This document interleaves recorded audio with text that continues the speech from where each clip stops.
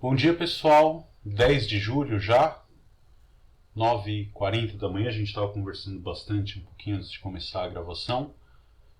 Vamos hoje então seguir com os conteúdos, né? Nas aulas anteriores a gente teve um probleminha na gravação do vídeo da última sessão. Não apareceu nada que eu escrevi nas lousas por algum motivo estranho. E aí o que eu fiz foi deixar no YouTube o vídeo só com vídeo, entre aspas, né? Só o áudio, com a luzinha verde no fundo, e coloquei um link para o PDF com as lousas para quem quiser acompanhar elas estáticas. Pode fazer isso, e elas estão todas, desde que a gente começou a gravar, na página, aquela página nossa lá dentro da página do IME, tá bom? Então hoje a gente vai falar um pouquinho de volumes dados por integrais. Tá, então a gente vai pegar figuras com alguma simetria, tudo bem? E tentar fazer isso, calcular esses volumes. Depois, um caso específico disso são os volumes que a gente obtém de sólidos rotacionando o gráfico da função em torno do eixo x, ou em torno de algum eixo paralelo ao eixo x. E pronto, né? Isso deve cobrir um pouco do conteúdo da nossa lista 3 atual.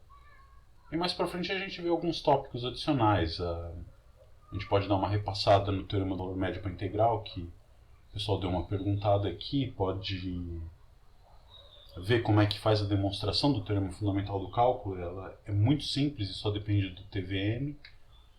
Pode fazer muita coisa, tá? Ver outras técnicas de integração, por exemplo, frações parciais e tudo. Ver um pouquinho de umas curiosidades ainda geométricas, né?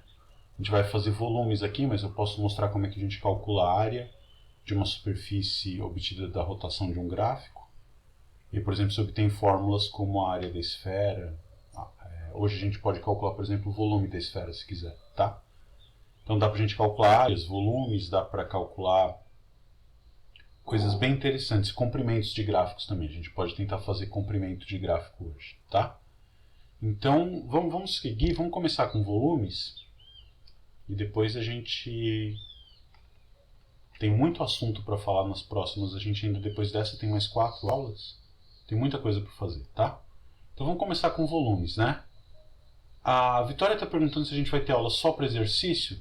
A gente pode fazer dessa maneira, mas eu acho assim, a gente pode deixar a última reservada para exercícios, mas podemos permear as anteriores até lá por exercícios e dúvidas que vocês tenham também. Então, a gente nesse momento aqui pode, por exemplo, trabalhar exercícios. Se você quiser fazer uma pergunta sobre algum exercício nessa lista que você já mexeu e teve dúvida de coisas que a gente já viu, a gente pode sempre começar a aula tirando dúvidas desses exercícios, tá?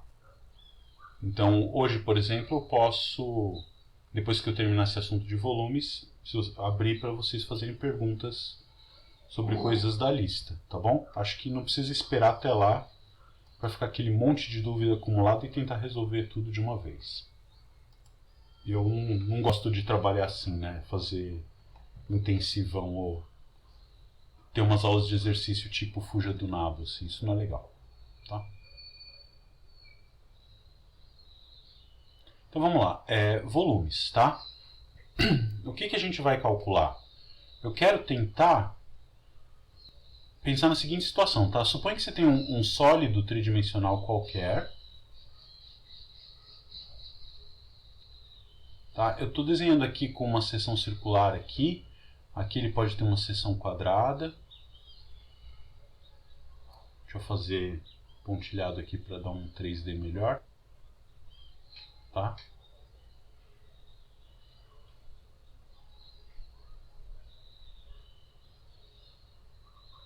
Então, sei lá, você tem algum sólido, tá? Essa aqui é uma figura maciça, por exemplo, que as fatias, eu não preciso que elas sejam todas iguais, tá? Eu tenho alguma fatia aqui que tem algum formato geométrico que eu não sei bem qual é, mas que eu saiba calcular a área. Então, por exemplo, se você coloca um eixo aqui, tá? Pensa que você tem um eixo, não precisa ser um eixo de simetria da figura, tá? É um eixo qualquer. E você sabe, por exemplo, aqui vamos colocar a variável x. E você sabe que para cada valor de x nesse eixo, você sabe calcular a área da fatia, tá? Você pega um sólido, pensa assim, sei lá, um pedaço de mortadela, o que você quiser assim, e você fatia, se tiver vegetariano na coisa, me desculpem, assim, pode ser alguma outra coisa, né? Uma banana, uma melancia, o que for, tá? Se você sabe quanto... Você supõe que você consegue fatiar isso por regiões que estão contidas em algum plano, tá? Então é uma fatia bem fininha do teu sólido. Se você consegue calcular para cada valor de x, eu passo a fatia no nível x do teu sólido, e para cada valor de x eu sei calcular essa área, intuitivamente o que seria o volume, né?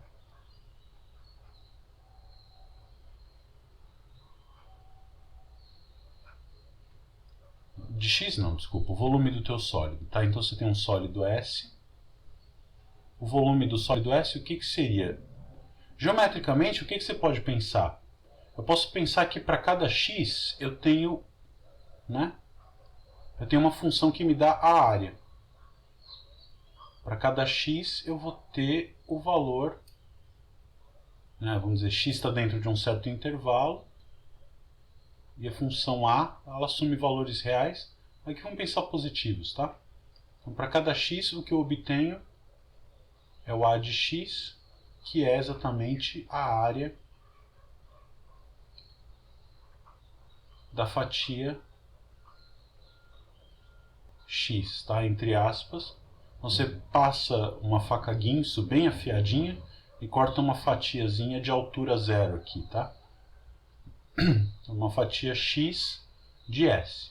Então, o que você acha que... Como que você poderia aproximar esse volume, né?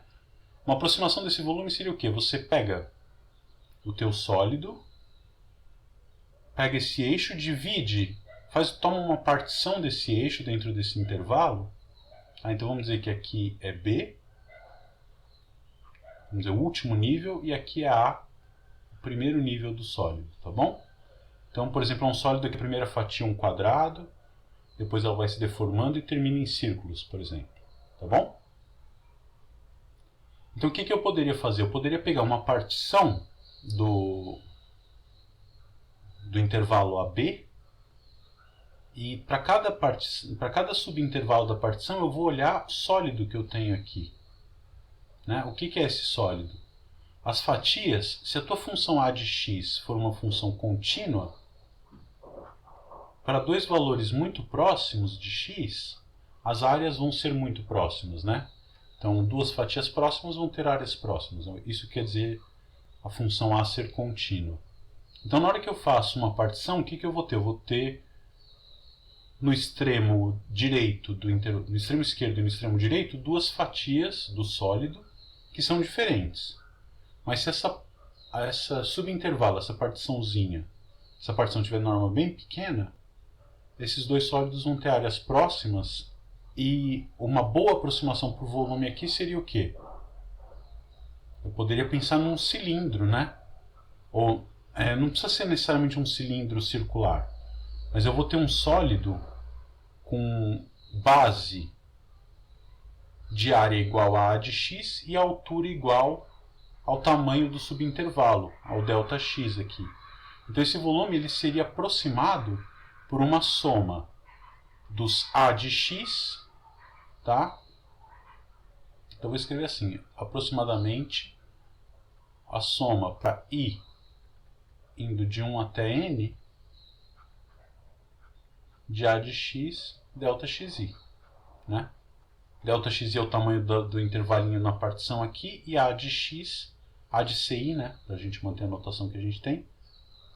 Eu escolho um ponto CI no meio do intervalinho, olho para a área daquela fatia e aproximo o volume daquela parte como sendo a área dessa fatia vezes o tamanho do intervalinho no eixo x.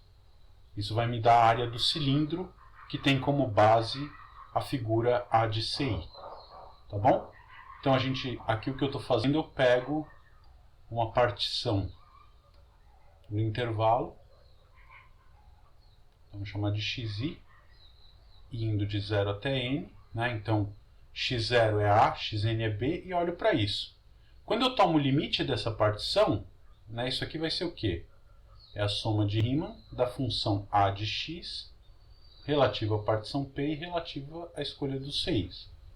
Como eu comecei com uma função a contínua, eu sei que o limite dessas somas de Riemann vai ser a integral da função a. Então, tomando o limite, o que a gente vai ter?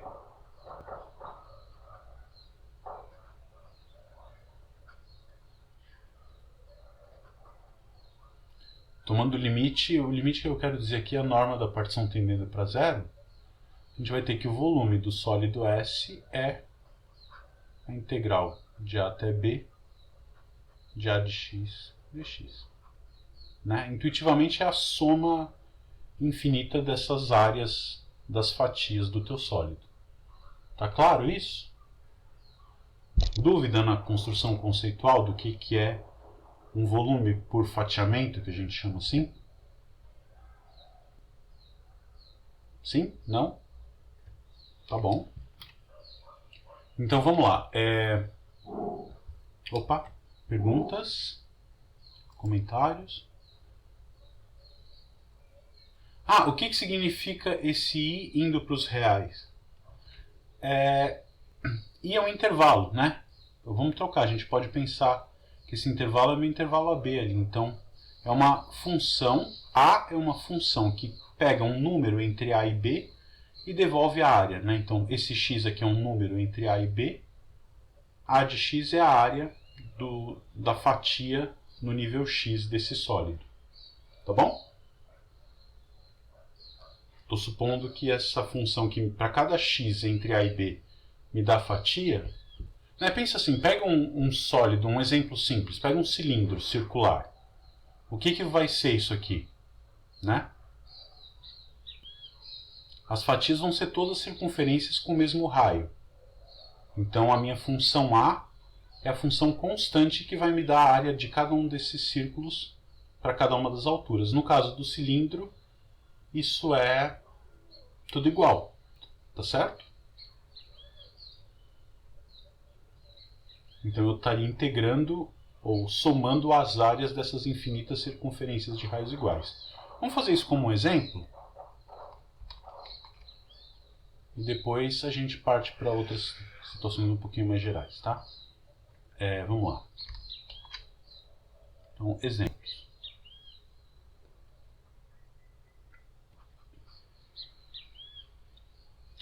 Primeiro, cilindro, tá bom?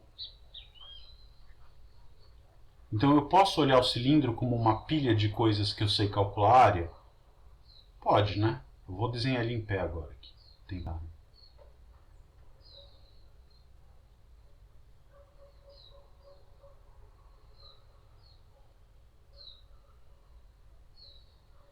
Então a gente tem um cilindro, eu devia ter feito um pouquinho maior, tá? Vamos pensar que ele tem raio R, tá? Raio R e altura H.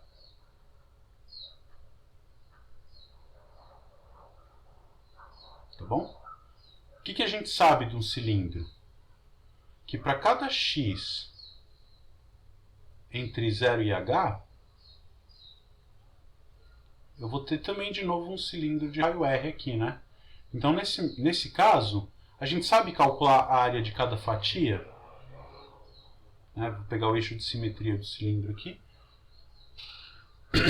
Sabemos calcular essa área, tá? Então nesse caso a minha função A, que me dá a área de cada fatia, o A varia de 0 até H, que é a altura do cilindro. Para cada x entre 0 e H, né? Essa aqui é a altura x, tá bom? Para cada x entre 0 e H, vamos produzir um número real positivo, que é a área. Quem é esse número? Qual é a área da fatia do cilindro na altura x? É a área desse círculo, né? Todas são iguais, tá bom? Então vai dar π vezes r ao quadrado. Constante. Tudo bem? E, ok, então quem que é o volume do cilindro nesse caso? O volume nesse caso vai ser a integral de 0 até h da função a de x. Essa aqui é moleza, né? Vai dar a integral de 0 até h. Quem que é a de x? É a função constante.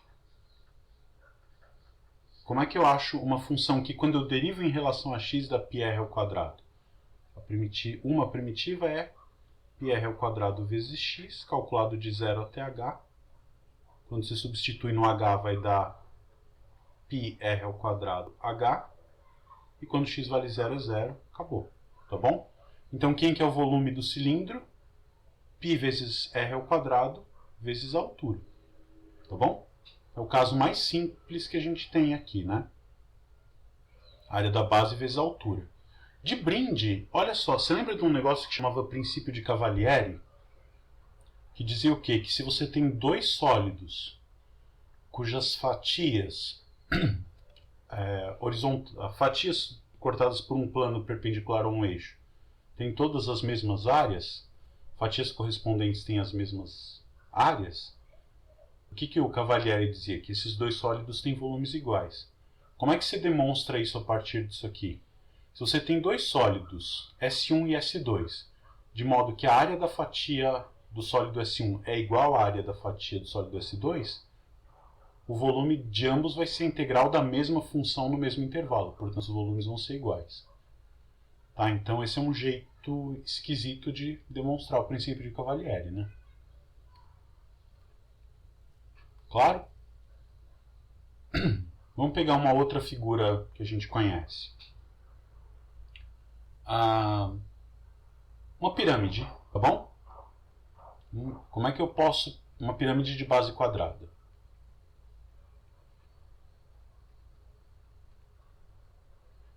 Vamos tentar obter a fórmula dessa pirâmide, né? Pirâmide de base quadrada.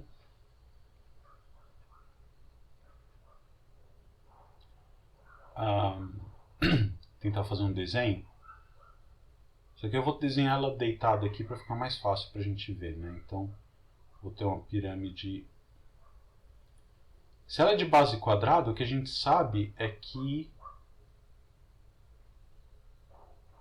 todas as fatias são quadrados aqui, né? Aqui tem um lá para trás. Qualquer fatia dessas é um quadrado, tá bom? Então, o meu sólido é obtido com uma pilha de quadrados. E como é que a gente faz normalmente? Né? Você tem segmentos retos aqui, a gente pode tentar enxergar isso da seguinte maneira, como uma função. Eu preciso escrever tudo como uma função de uma variável. Então, eu posso pensar que uma das arestas da minha pirâmide está aqui no eixo x, tá? Vamos dizer que a minha pirâmide tem a altura h. E eu não sei quanto que é o lado, em vez de dar o lado do quadrado, eu vou dar quanto vale essa altura aqui, tá bom? Essa altura aqui vai valer L. L é bem ruim, né? D, tá bom? Um Dzinho que vai ser metade da diagonal da base ali. Então tá bom. E aí o que eu vou fazer? Eu vou pendurar um quadrado aqui. E vou pendurar quadrados seguindo essa proporção, seguindo a reta que liga o ponto 0, 0 até o ponto D sobre H. Quem que é isso? É uma função linear. Quem que é o coeficiente angular? Quando x vale H, f de x vale D, né? Então isso aqui é D sobre H, tá bom? Então o gráfico dessa função f é exatamente isso aqui. E aí o que a gente tem? Eu vou ter, então, que para cada valor de x, eu vou ter metade da diagonal do quadrado igual ao valor de f, né? Tá bom? Dá para enxergar isso, né? Então vamos lá. Quem que é o meu a de x a partir disso?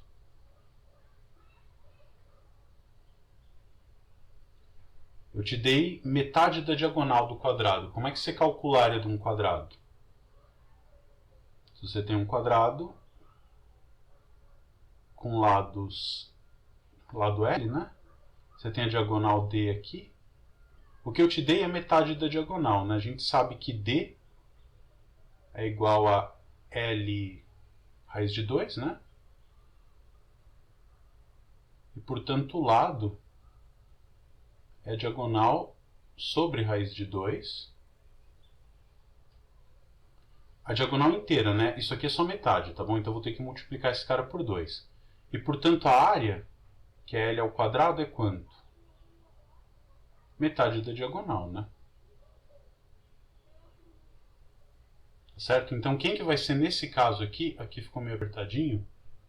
Deixa eu apagar. Quem que vai ser minha área nesse caso? A de x vai ser a diagonal, metade da diagonal ao quadrado, né? Então vai ser a diagonal do quadrado, que é f, tudo ao quadrado, sobre 2. Tá claro até aqui? Quanto que vai dar isso? Vai dar 2f ao quadrado.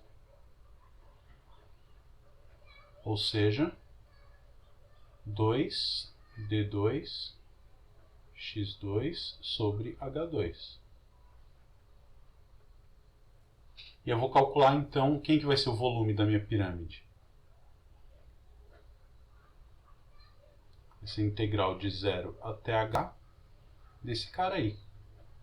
2d ao quadrado, x ao quadrado, né? 2d quadrado, x quadrado, sobre h ao quadrado. Tá, dx. Quanto que vale a primitiva disso? A variável é x, né?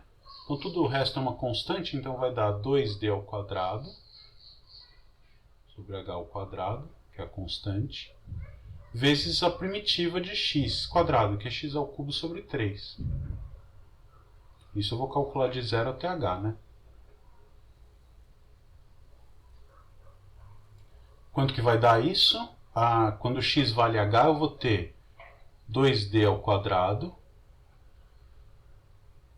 Aqui vai ficar h ao quadrado com h ao cubo, h sobre 3. Vezes, nada, né? Já foi, menos no zero que vale 0. Tá, o que que é isso aqui? É h sobre 3. O que que é 2d quadrado?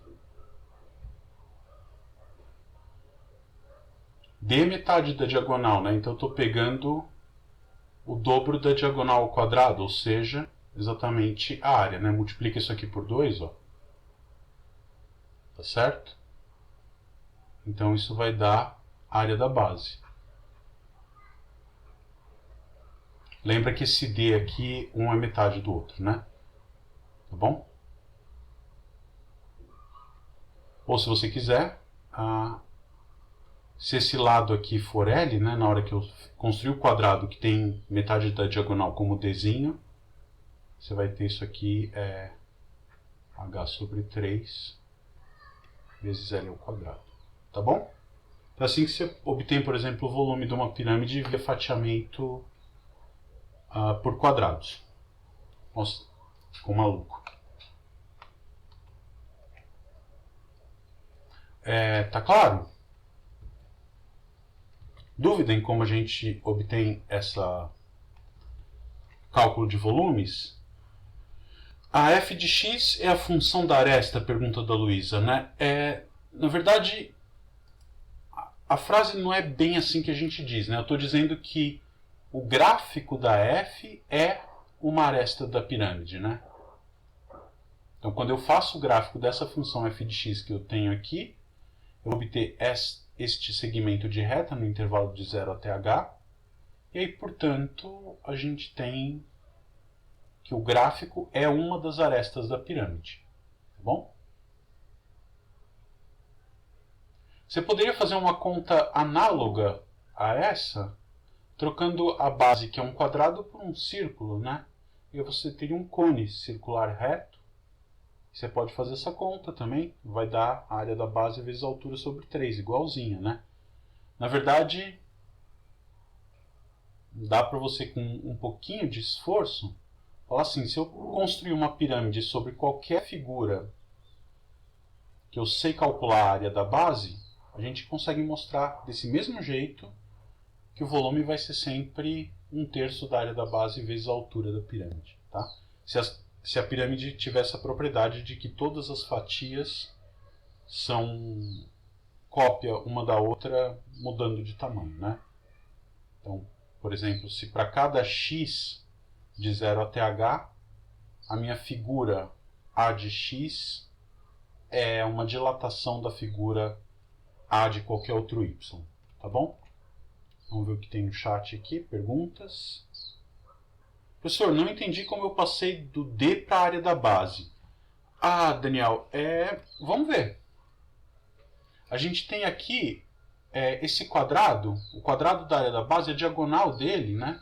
Vamos fazer essa conta aqui do lado. Isso eu também não errei, né? A diagonal desse quadrado aqui, então a figura que eu tenho, eu vou desenhar só a área da base, né? Tá, essa aqui não precisa ser pontilhada. Então ela está meio enviesada assim. Essa diagonal aqui, o que eu peguei, isso aqui é D sobre 2, tá bom? Então a diagonal do quadrado inteira desculpa, aquele ali é D. Então a diagonal do quadrado inteira é 2D. Né? O que a gente sabe? A gente sabe que o lado é raiz de 2 vezes essa diagonal. Tá bom? Então quanto que vai dar o lado? A área. L ao quadrado vai ser 2D ao quadrado. Eu acho que eu errei alguma conta ali, né? Vai ser, deixa eu ver isso. Esse aqui é Dzinho, o outro é 2D. E aí isso aqui então vai dar... D ao quadrado é 4, né? Vai dar 8D. Estranho. Vamos fazer essa conta direito aqui. Vamos passar isso de novo então. Aqui a gente tem a área é sempre a metade da diagonal, né? Ao quadrado. Peraí, o que eu estou fazendo aqui? Tá errado isso aqui, né? Aqui é D sobre raiz de 2. Tá tudo certo. Então L ao quadrado vai ser D ao quadrado sobre 2. E D ao quadrado sobre 2 é 2Dzinho quadrado. Tá aqui.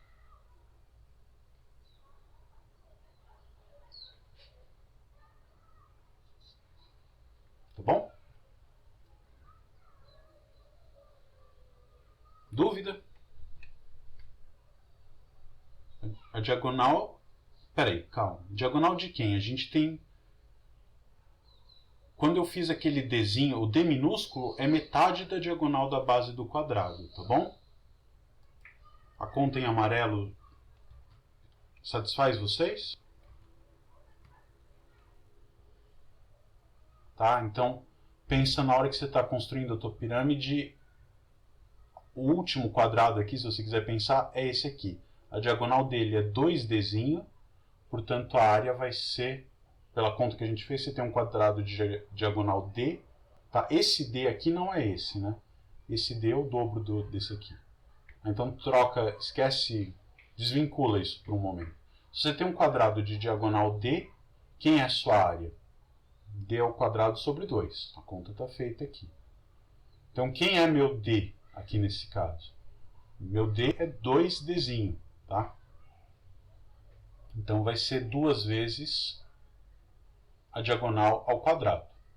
Aí quando eu tenho num ponto x qualquer, quem é minha diagonal? Minha diagonal é 2 vezes o valor da função, né? A metade que está para cima mais essa metade que está para baixo, todo esse segmento. Esse segmento, o valor dele é, em medida, 2f de x. Então é o quadrado da diagonal sobre 2. Dá isso aqui. A gente integra de 0 até h, o que eu obtenho é 2d quadrado vezes h sobre d, 3. E o que é 2D quadrado? 2D quadrado é a área do último quadrado aqui, do quadrado obtido na seção com altura H maiúsculo, tá bom? Então vai ficar a área do quadrado da base, 2Dzinho quadrado, vezes a altura sobre 3. Tá claro? Sim, não?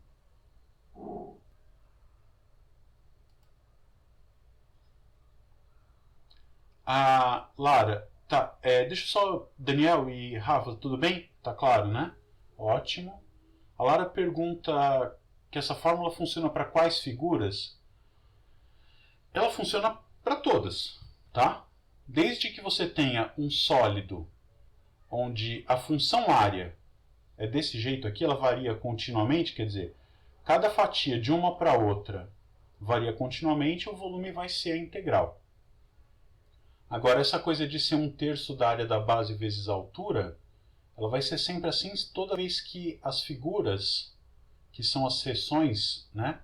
Você tem um vértice, pensa assim, você tem um ponto no espaço e uma figura longe desse ponto. Se você pega a fronteira dessa figura e liga com segmentos de reta até aquele ponto fora dela, tá? Então vamos pensar, eu acho que vale a pena fazer um desenho aqui. Estava fazendo aqui com a mão, mas eu lembrei que vocês não estão vendo. Desculpa. Você tem um ponto aqui no R3, tá? E tem uma figura aqui embaixo qualquer. Ela não precisa ser tão circular quanto essa aqui, né? Que não é um círculo, mas não tem problema. Se você tem uma figura que tem uma cara desse jeito, e aí eu construo o sólido, que é obtido fazendo a seguinte coisa. Você pega para cada ponto da fronteira do teu sólido, você liga com um segmento de reta.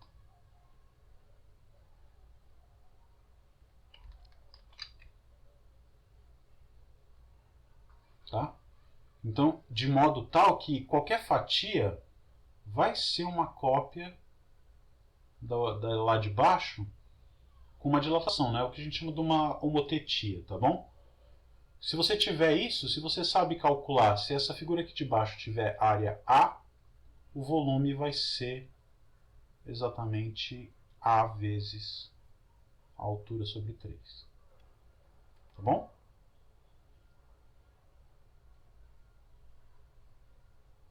Onde você tem H essa altura aqui.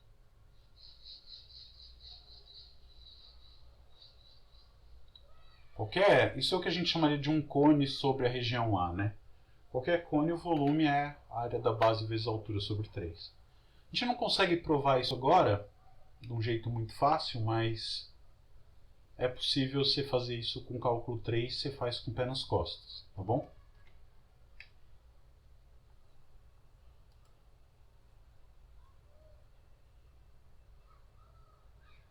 Legal. Então vamos ver um caso específico de sólidos, que é o que a gente chama de sólidos de rotação, tá? Eu vou fazer só em torno do eixo X, que é o que a gente combinou de fazer com todas as turmas.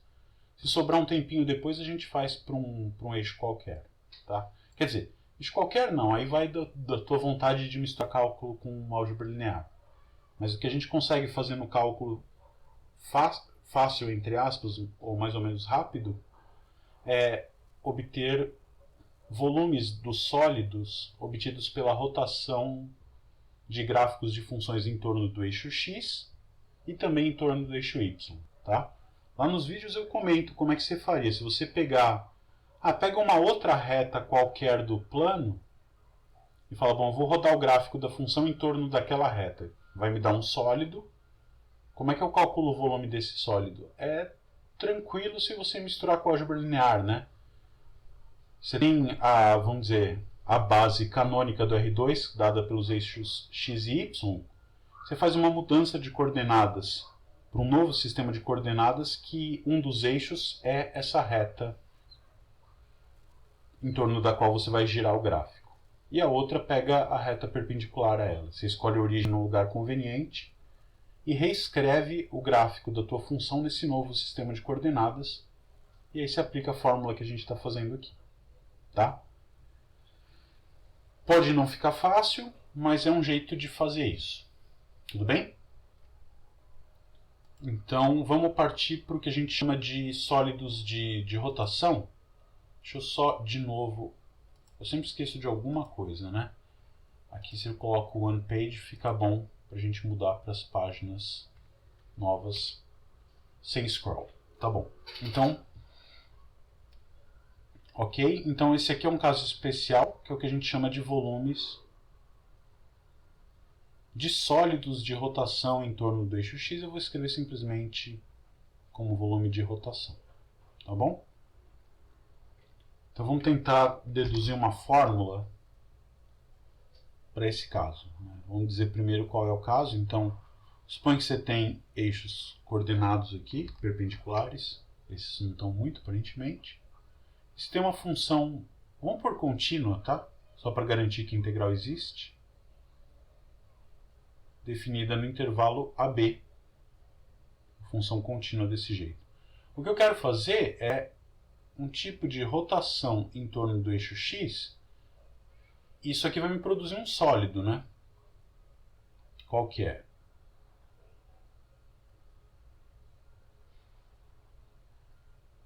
Vai ser um cara desse tipo aqui, né?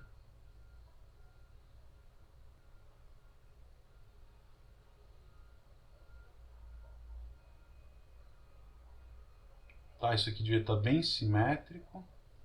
Não tá? Caramba, como é que é? Deixa eu tentar caprichar um pouquinho mais nisso, vai.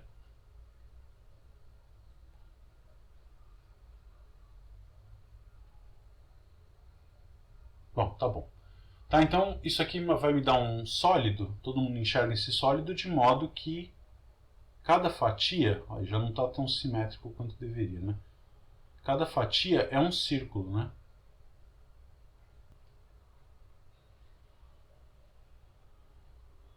Pronto, melhorou bastante. Cada fatia aqui é um círculo, tá bom? Então aqui eu tenho um ponto X. Se cada fatia é um círculo, quanto que é a área deste círculo, né? O que vai ser esse volume?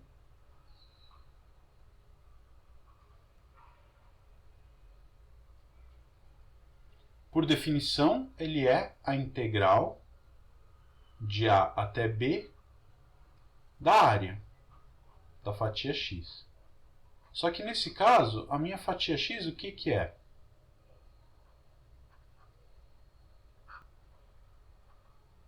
É um círculo, né? É um círculo, então a área dele vai ser π vezes o raio ao quadrado. E quem que é o raio dessa circunferência? É essa medida aqui, né? E quanto que vale essa medida? Vale exatamente f de x. Tá bom? Então isso aqui vai dar π vezes f de x ao quadrado de x. Se você quiser, o π é uma constante, ele pula fora da integral. Então teu volume é nada mais nada menos que a integral de π. O volume é π vezes a integral de a até b de f ao quadrado de x dx, ou f de x ao quadrado, tá? Isso não é f bola f, sim f vezes f, tá bom?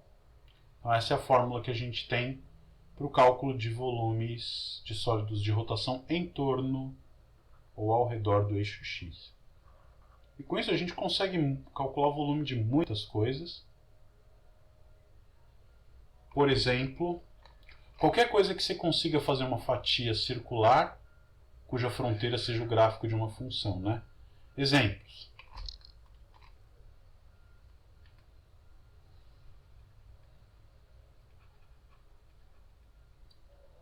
Vamos começar com coisa bem tranquila. Então, primeiro, um cara cujas fatias são círculos, né? É o cone, tá bom? Cone circular reto. Como é que eu posso enxergar o cone? Ele é obtido pela rotação de um segmento de reta, né? Tá bom? Ops.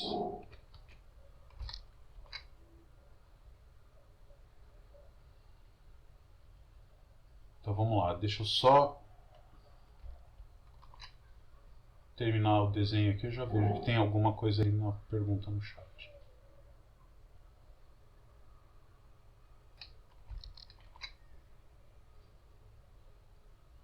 Deixa eu ver o que temos ali. Fábio, né? Professor, nesse caso, o f de x seria o raio da circunferência dessa fatia? Na verdade, é isso, mas a gente quer dizer o contrário. O raio é o valor do f de x. Né? Vamos voltar lá na figura original. Não só na do cone, né? Mas numa situação qualquer. O que a gente tem é isso aqui. Esse aqui é o raio da circunferência, tá? Então você tem uma circunferência de raio igual a isso. Quanto que é essa altura no ponto x? Essa medida é exatamente o valor da f de x aqui, né? Num outro ponto, se eu pegar uma outra circunferência aqui, eu vou ter um outro raio, mas como o limite é esse aqui, né? O valor da borda do teu sólido é a f de x, de novo esse valor aqui vai ser também f de x, tá bom? Então vai ser π vezes essa medida ao quadrado. Essa é a área desta fatia circular, e o volume a gente já combinou que é integral de A até B de todas as áreas dessas fatias. Tá bom? Deixa eu ver o que apareceu aqui no chat. Isso, entendeu, né? Legal. Então vamos fazer do cone, tá? O cone é mais fácil que a pirâmide. Aqui a gente vai ter, então, vamos dizer que nosso cone tem a altura h e o raio da base é r. Tá? Então quem é a minha função que sai do ponto 0, 0 até o ponto hr? De maneira linear, né? Vai ser alguma coisa vezes x. É alguma coisa vezes x que quando eu ponho x igual a h, tem que dar r, né? Então é r sobre h.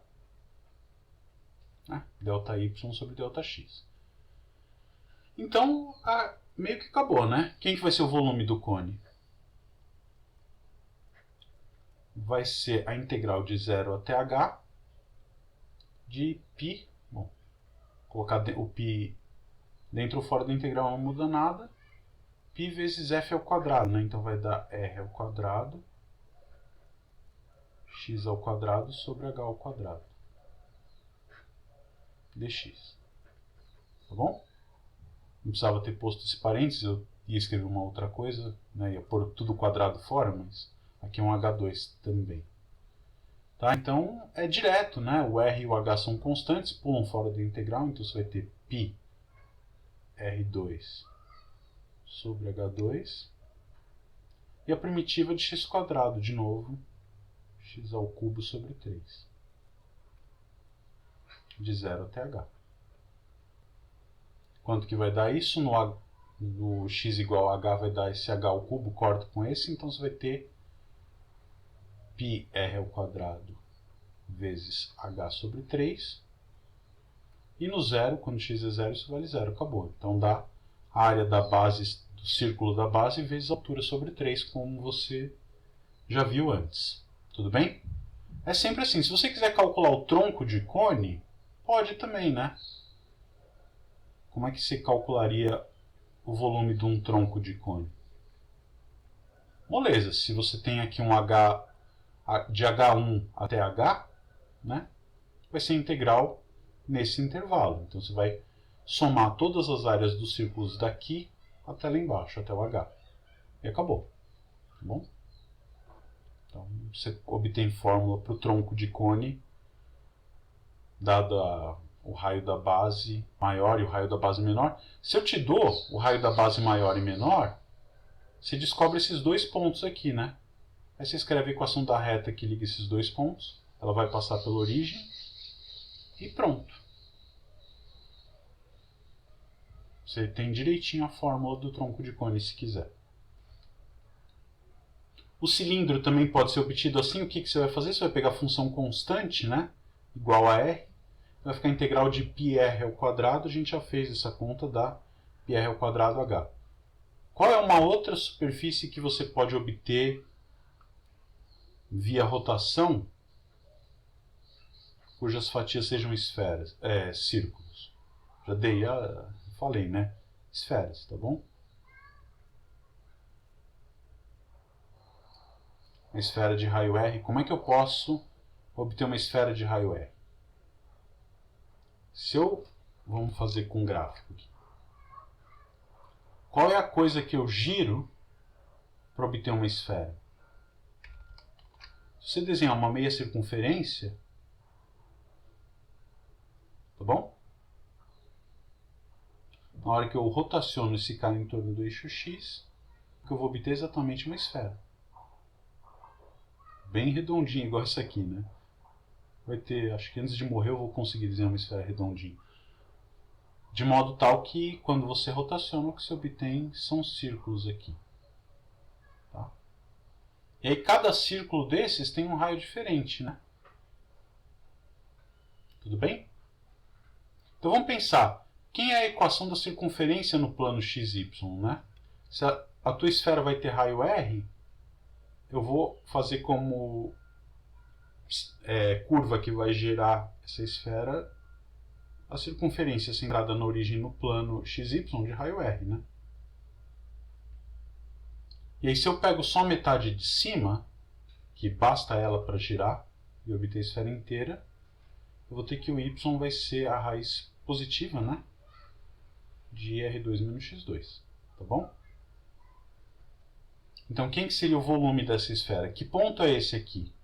Esse aqui é o ponto menos R, esse aqui é o ponto R, e portanto o volume vai ser a integral de menos R até R de π vezes y quadrado, né?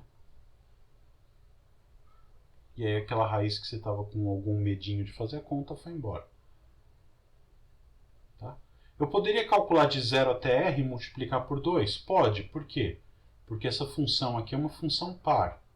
Em funções pares, a integral de 0 até R é metade da integral de menos R até R. Né? A área que está embaixo de um lado é exatamente igual à área que está embaixo do outro. Se a função for ímpar, por exemplo, a integral dá zero. Né? Tudo que está antes do zero compensa o que está depois, se o intervalo for simétrico. Então, fazendo a conta aqui, o π pula fora, vai ficar a integral de menos R até R. Y quadrado é o quê? R2 menos X2, tá bom? Dx. E aqui é bem tranquilo agora, né? Porque calcular essa primitiva, R ao quadrado é uma constante. O que quando eu derivo da R ao quadrado? R ao quadrado vezes x. Menos, o que quando eu derivo da x quadrado? X ao cubo sobre 3. Com a integral definida, eu não preciso me preocupar com constante de integração nenhuma. E a gente tem que fazer essa conta e ver quanto que vai dar, né? Quando x for igual a r, eu vou ter π r ao cubo menos r ao cubo sobre 3, tá? Menos o valor no menos r. Quando eu ponho menos r, eu vou ter menos r ao cubo menos esse menos aqui. E aí quando eu ponho menos r, vai ficar menos r ao cubo sobre 3. Tá? Então tem que tomar muito cuidado com esses sinais aqui, né? A gente vai ter então π, aí eu vou ter 2r ao cubo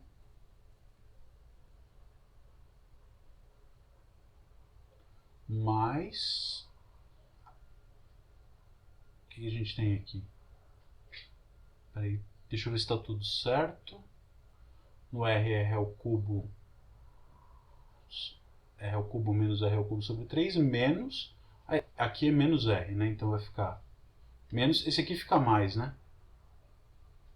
E tem o menos da fórmula com menos r, vai ficar mais. Isso. Então vai ficar 2r ao cubo menos 2r ao cubo sobre 3.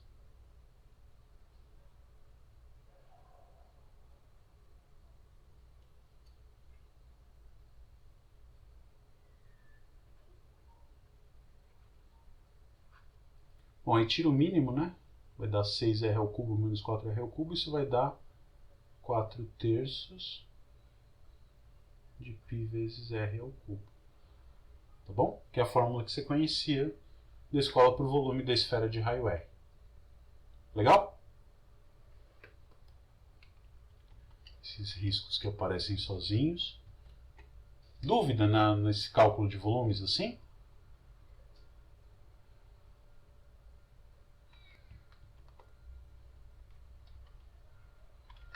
Sim, não?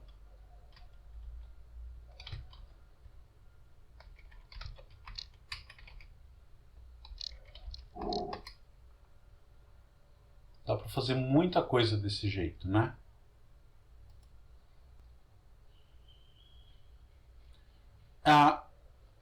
Exato, Daniel. Com a tua frase, você fez uma observação muito interessante aqui, né? Então vamos lá, devagarzinho, você tem toda a razão. Para calcular o volume, você só precisa saber a área de cada fatia. Sempre. Tá? Agora, isso levanta do jeito que você escreveu, ficou bom, né? Porque você falou, você só precisa saber como a área varia. Isso te ajuda a entender muita coisa, quer dizer... entender como a área varia não é só saber como é que é o valor da área em cada ponto, mas sim tem a ver com a derivada da área, né? E, bom, escrever a função a de x, isso pode ser complicado, sim. Mas o que você falou da taxa de variação da área, a gente pode pensar uma coisa engraçada, né? Ou no mínimo curiosa. Pega essa fórmula do volume da esfera, pensa que o r é a tua variável e deriva. O que dá a derivada em relação a r do volume? O 4/3 de π é uma constante, o r ao cubo quando se deriva dá 3r ao quadrado, né? Então quando você olhar para a derivada do volume como função de r, vai dar 4πr ao quadrado, que é exatamente o quê? A área da esfera. Então o que você está vendo ali é que a taxa de variação do volume da esfera em relação ao raio é igual à sua área superficial. Faz sentido isso? O que é a taxa de variação do volume? É o quanto o volume varia conforme o raio varia. E para variar, o que é variar o raio de uma esfera? É colocar uma esferinha um pouquinho maior em volta da anterior ou um pouquinho menor em volta da original, né? Dentro do original. E, portanto, o que você não entendeu, Luísa? Desculpa. Essa parte da taxa de variação do volume? Tá. Então, eu acho que eu vou escrever. Tá, isso aqui é um comentário, talvez dê tempo da gente falar dessas coisas depois. A gente tem então que essa conta que fizemos aqui, né? Vou escrever em amarelo porque é um comentário. O V de R é igual a 4/3 de πr ao cubo. Isso foi o que a gente acabou de demonstrar. Se você calcular a derivada, o que dá isso? Tombo 3, né? Vamos pensar assim, então vai ficar 4 e tira 1 do expoente. 4πr ao quadrado. E o que é isso? É exatamente a área da superfície esférica de raio R. Então o que isso quer dizer? Que a taxa de variação do volume é a área. E por que isso é assim? Se você tem uma esfera de raio R, quanto que varia o volume se eu mudo um pouquinho o raio, né? Se eu tenho um raio R aqui, se eu mudo um pouquinho o R, o que eu estou pondo a mais para aumentar esse raio? Uma outra esfera aqui de raio muito próximo ao R, né? Então, para mudar o volume de uma esfera de raio R, o que eu preciso colocar, quando o R varia bem pouquinho, é uma esfera em volta dela ou dentro dela de raio muito próximo de R. Então, a taxa de variação do volume é, em cada valor de R, a área de uma nova esfera que eu estou adicionando fora ou dentro se eu estiver diminuindo, né? É isso que eu quero dizer. Do mesmo jeito que se você pegar a área de um círculo no plano, a área de um círculo quanto que é? πr ao quadrado, quando você deriva, dá 2πr, que é o comprimento daquela circunferência. Ou seja, a taxa de variação da área de um círculo é o comprimento da sua borda, da sua fronteira. Ficou claro? Isso, Gustavo, é o incremento, a taxa de variação, o incremento no valor da função volume é a área. Assim como o incremento na função área é o comprimento. Tá? Tudo isso é uma coisa muito legal que a gente consegue fazer com outra teoria, né? Acho que o fato de eu estar dando aquele curso lá de cálculo integral no IME me motivou a falar isso para vocês agora, porque eu pretendo fazer isso com eles lá. Tá bom? Isso vai acontecer em algum momento. Com eles e com vocês vão ter algumas ideias disso lá no cálculo 3. Tá bom? Vamos tentar fazer uma outra coisa? Que é o seguinte, vamos tentar fazer um exercício um pouquinho mais complicado, que é rodar uma certa figura em torno de um eixo paralelo ao eixo X, tá? Então vamos fazer isso através de um exercício, que aí a coisa fica mais fácil, né? Então vai ser o exemplo número 3. Tá? Eu quero calcular o volume. Aí você pode fazer isso com a função que você quiser praticamente, né? Todas que você sabe calcular integral ao quadrado, muito cuidado nessa hora, você consegue fazer isso, né? Então vamos pegar, por exemplo, uma função famosa que é ln de x. Tá? A gente não calculou a integral dela, nem do quadrado. Bom, esse finzinho aqui ficou horrível, né? Tá, pensa na função ln de x aqui.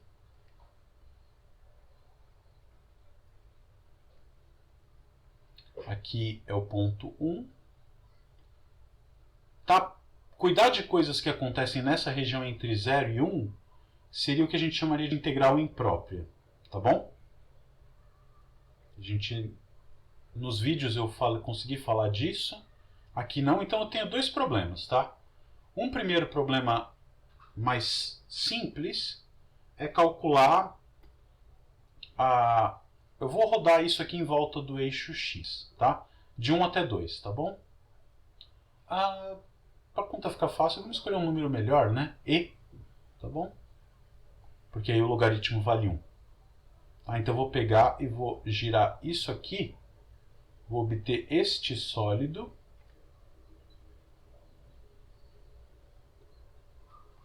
Tá? Eu quero saber quem que é o volume desse cara. Então é uma rotação, de novo, toda fatia aqui é um círculo.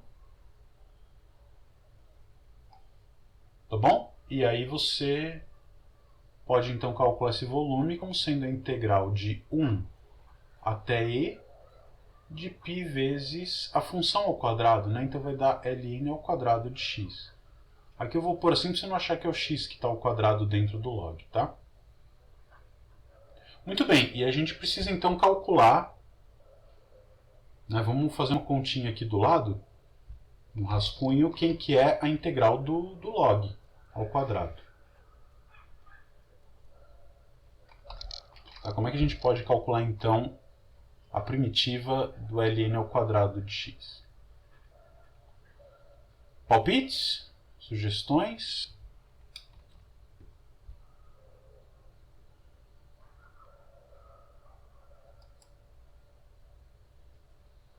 Tem uma pergunta aqui no chat.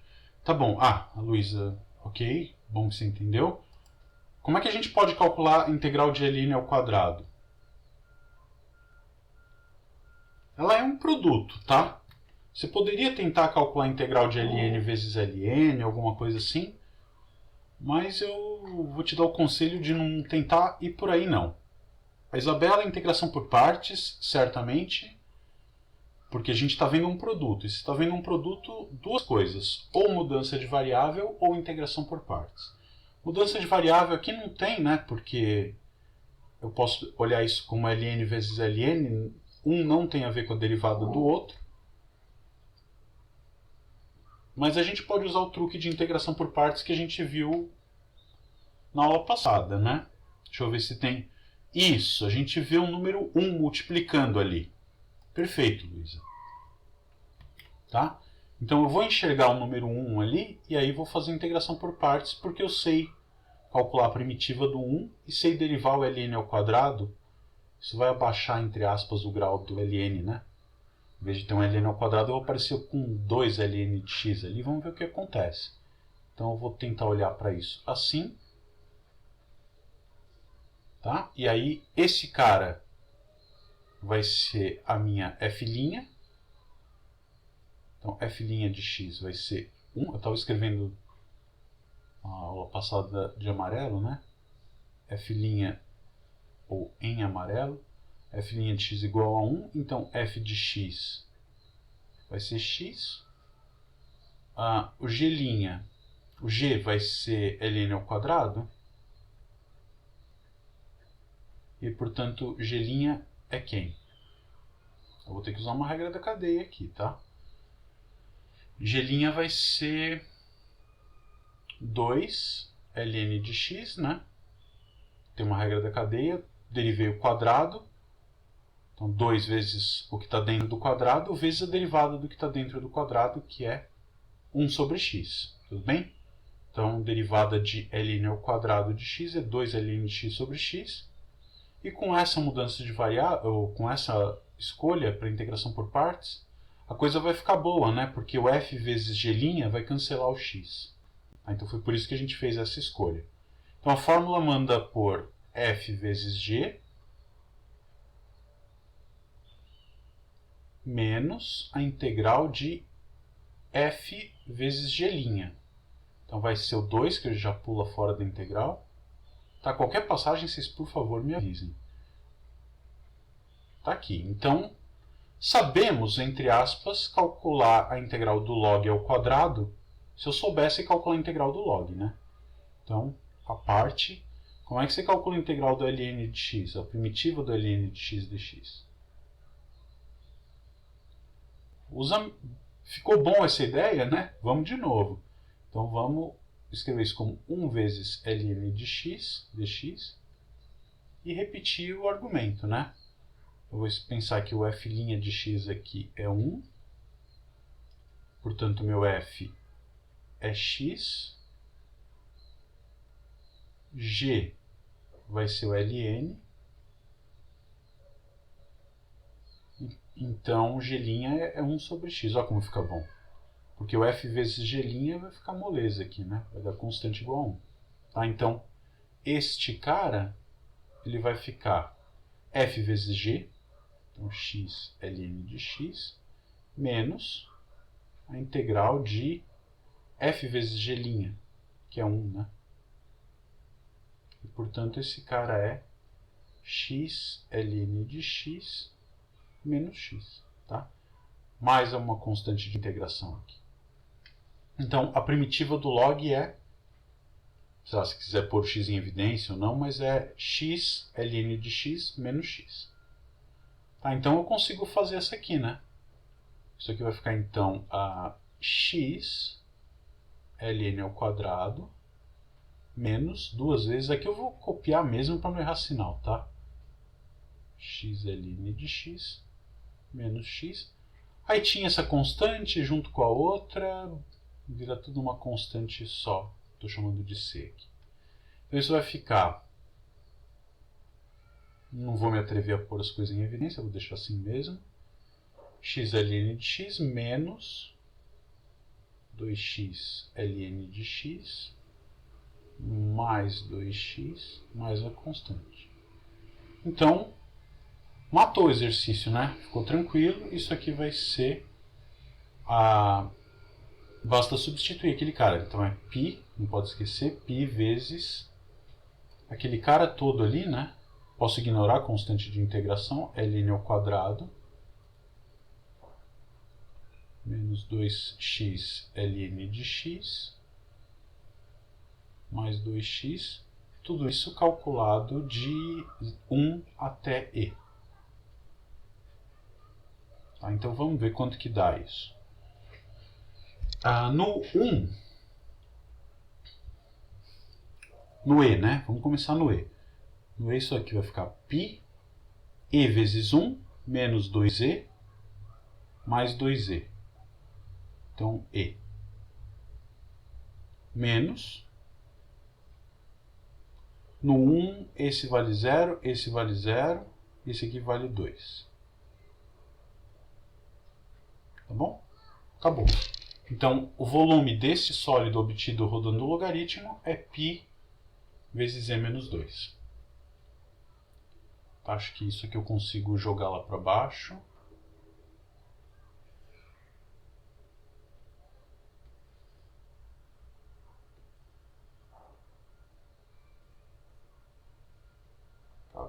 Cabe. Coube. Tá bom? Então, é assim que você faz isso. Uma variante desse problema seria o seguinte.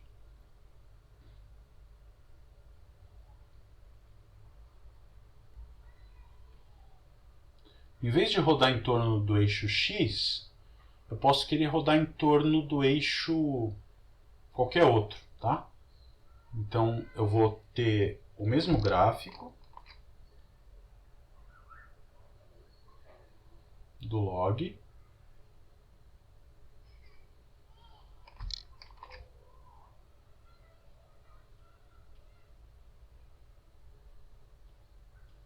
Tá estritamente crescente, né? Derivada 1 sobre x é positivo.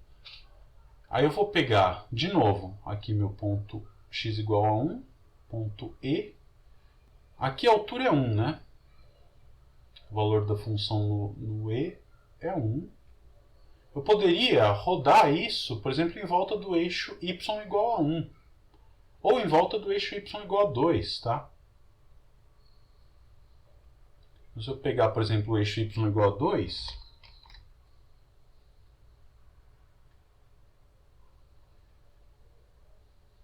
eu poderia girar o gráfico em torno desse eixo. Deixa eu arrumar um pouquinho as coisas.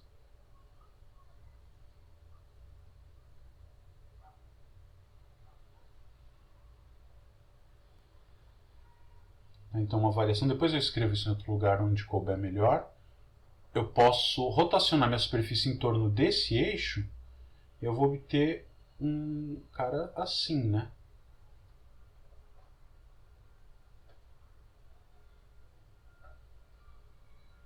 Tipo um funil logarítmico, se você quiser chamar. Na verdade tem esse nome mesmo, tá? Ou exponencial, aí você vê como você quer.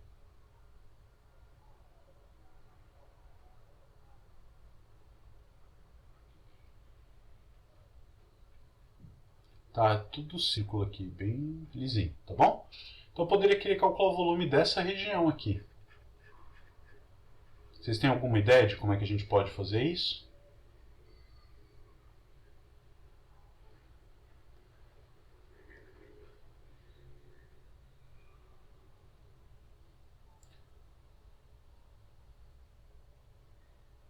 Sim, não, talvez. Temos palpites? Você consegue construir um sólido igualzinho esse, que tenha como eixo de simetria, em vez do eixo y igual a 2, o eixo y igual a 0, eixo x?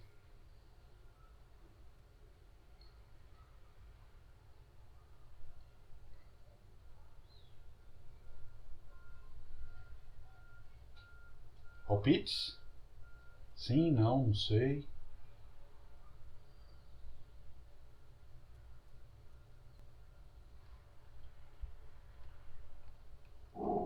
Ah, estava quase desistindo já ia dar a resposta, vamos ver. Subtrai 2 de f de x. Isso, faz uma translação na vertical. Perfeito, Daniel. Muito bom. É isso que vai resolver o problema aqui, né? Então, o que eu faço? Eu posso olhar exatamente para essa função aqui desse jeito, né? Então, aqui eu tinha minha y, é o f de x, era log de x, né? ln de x. O que a gente faz é trazer, por exemplo, ali como eixo de simetria o y igual a 2, eu quero trazer o eixo y igual a 2 para y igual a 0.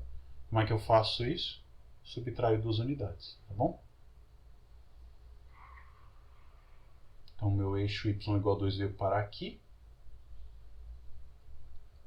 E a gente vai ter então o meu gráfico como sendo aquele 2 unidades para baixo. Preciso tirar a régua. Isso. Tá? Esse cara ele vai para infinito. O horizontal aqui não é assíntota não, né? Ele tende para mais infinito, mas bem devagarzinho, tá? E aí eu vou ter então de novo meu ponto 1 no E. No E agora a função vale menos 1, né? Você não precisa se preocupar com isso não, né? Porque quando eu fizer a rotação ela vai ter a parte de cima lá. Então a gente tem aqui isso. Na hora que eu fizer a rotação do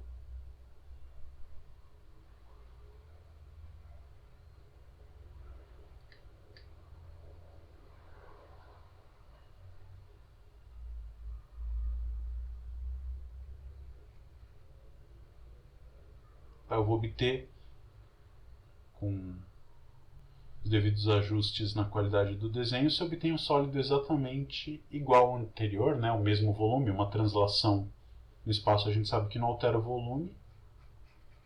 E quem que vai ser essa minha função aqui agora? Vou escrever f de x ali, né? Então aqui vai ser minha g de x, que é ln de x menos 2. Tá bom? E como é que se calcula esse volume, né? Então, o volume agora vai ser a integral de 1 até e de novo, tá bom? Tá, só título de curiosidade, se você quisesse fazer uma translação horizontal, o que ia mudar aqui? Você ia mudar dentro do x, né? E aí a conta ia ficar um pouquinho mais chata, mas funciona igual também. Tá? Porque você vai ter uma translação horizontal, a derivada é a mesma, né? Você tem uma f de x e uma f de x mais a derivada em pontos correspondentes é a mesma, né? Uma translação horizontal não muda a inclinação da reta tangente, assim como somar uma constante fora, quando você deriva, essa constante tem derivada zero. Então, translações horizontais e verticais não mudam o valor da derivada nos pontos correspondentes. Aqui vai acontecer a mesma coisa, quer dizer, o volume também é invariante por uma translação. Aqui eu vou integrar a função, vai ser quem? Π vezes g de x ao quadrado, né? E aqui parece bobagem que eu vou falar, mas é um grande fator de erro, né? Acontece bastante, o π pula fora da integral. O que é g ao quadrado? G ao quadrado é ln de x menos 2, tudo ao quadrado, tá? Não é a primeira ao quadrado menos a segunda ao quadrado. Tudo bem? E aí isso aqui você calcula do jeito que tem que ser, né? Vai ficar π vezes, eu já vou abrir o quadrado e separar as integrais, né? Então vai ficar a integral de 1 até e. Aqui é o quadrado do primeiro, essa a gente já fez. Π ln ao quadrado de x. É exatamente a resposta do exercício anterior. Menos 2π. Aqui vai ser 4, né? Vai ficar 4 vezes ln, o 4 pula fora. Integral de 1 até e do ln de x dx. E depois aqui mais 4π. Esse é o quadrado 4, pula fora da integral. 4π integral de 1 dx de 1 até e. A primeira a gente fez. Então, π vezes ln ao quadrado, isso dá π que multiplica e menos 2. Aí eu vou ter menos 4π. Quanto que é a integral de 1 até e do ln? A gente tem aqui. É isso, né? Então vai dar, quando x vale e, vai ser e menos e, menos, aí quando x vale 1, vai ficar 0 menos 1. Tá? Então dá 1. Tá bom? Então essa aqui vale 1, mais 4π, a primitiva aqui é x, vai dar e menos 1. Tá bom? Então a gente vai ter esse número. tá bom? Se quiser, você arruma as continhas, põe o π em evidência, junta o que dá para juntar. É esse número aqui. Tá claro? É assim que você calcula o volume de uma rotação fora do eixo X. Claro, alguma dúvida nisso? Uma outra coisa que a gente pode fazer é calcular a integral, ou o volume, entre dois gráficos, tá? E aí a coisa é onde você pode se confundir nessa coisa que eu falei do quadrado da diferença e a diferença dos quadrados, né?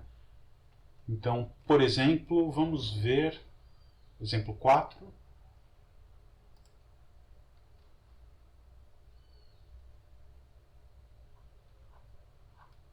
Eu vou pegar o volume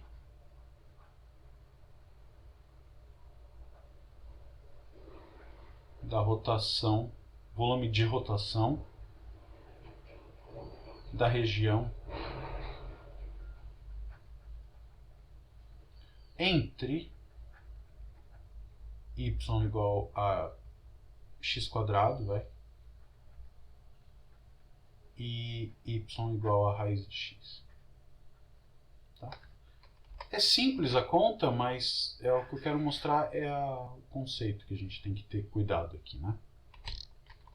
Então vamos lá. Primeiro de tudo, y igual a x quadrado e y igual a raiz de x define uma região no plano? Vamos ver.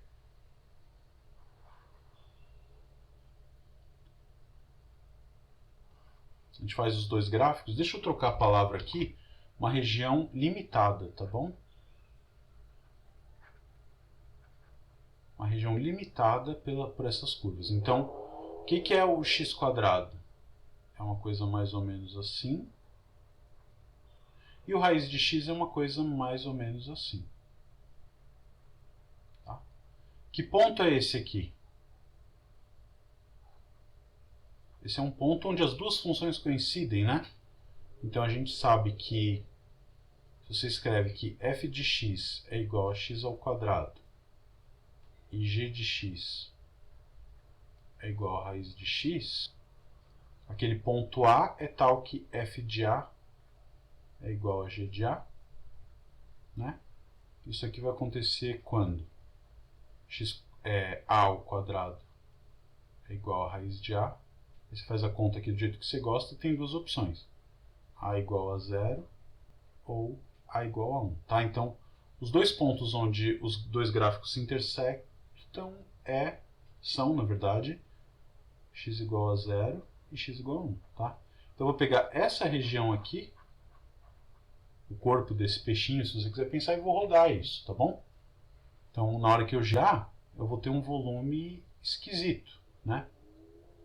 É um vaso, se você quiser, cavado dentro.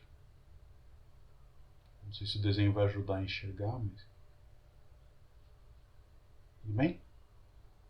Então, o volume que eu estou calculando, você pensa assim, pega um vaso parabólico, se você quiser pensar essa raiz de x, pega esse vaso parabólico e dentro você come o gráfico da raiz de x rodando. Dá para imaginar o que é esse vaso? Por fora ele tem um formato parabólico e por dentro ele tem um formato... Você comeu raiz de x dele. Tá bom? Deixa eu ver, lá no chat tem uma... Vou dar um retoque aqui no desenho para ficar melhorzinho. Deixa eu ver lá no chat, a gente tem alguma pergunta, comentário? Sim. Uma ervilha sem as bolinhas dentro. É uma maneira criativa de enxergar isso. Você está pensando na vagem? Tá. Daniel não entendeu a figura ainda? Ó, vamos tentar... Eu vou tentar desenhar ela aqui antes da gente fazer a conta, tá? Pensa que você veio...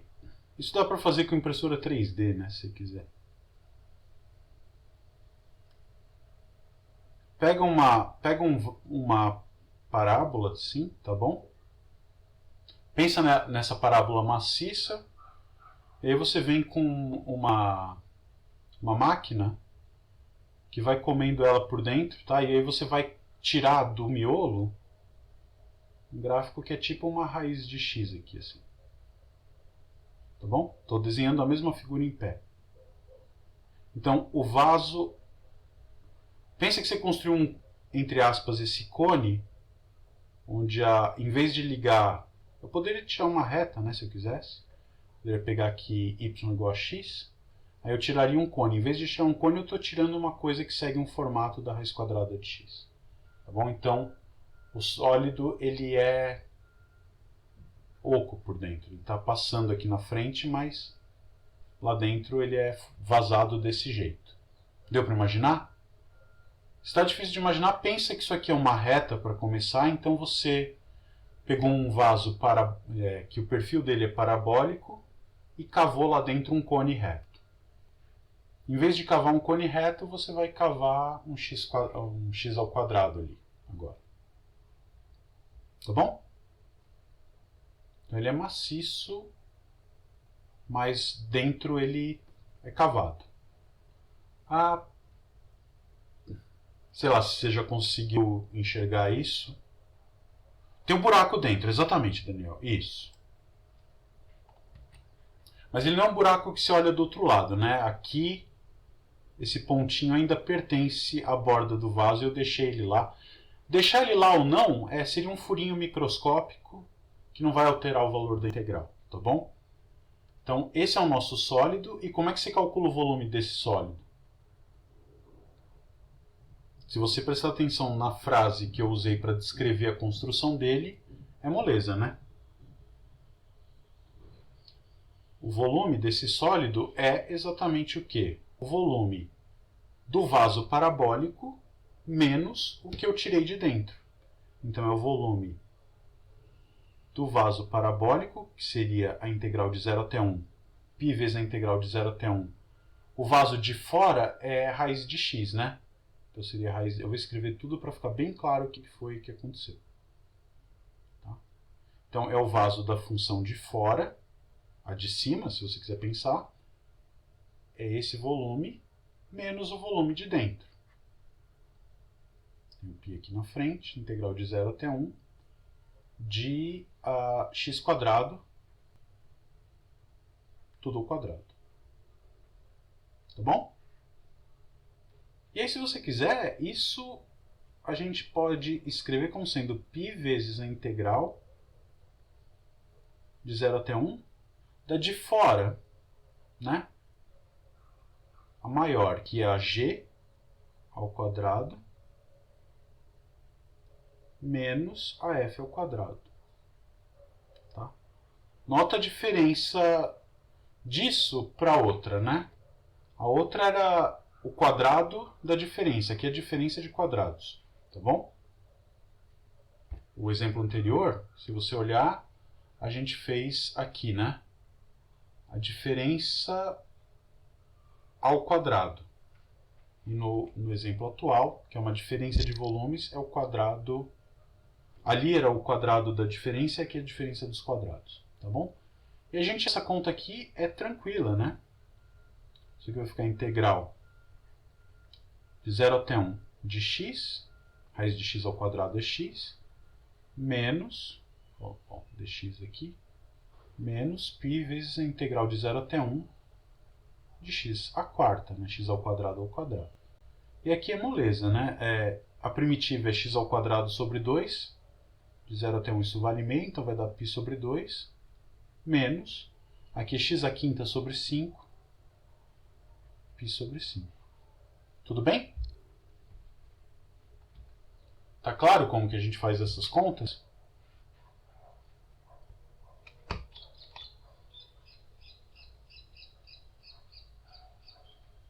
Então é assim que você calcula exercícios de volumes de sólidos.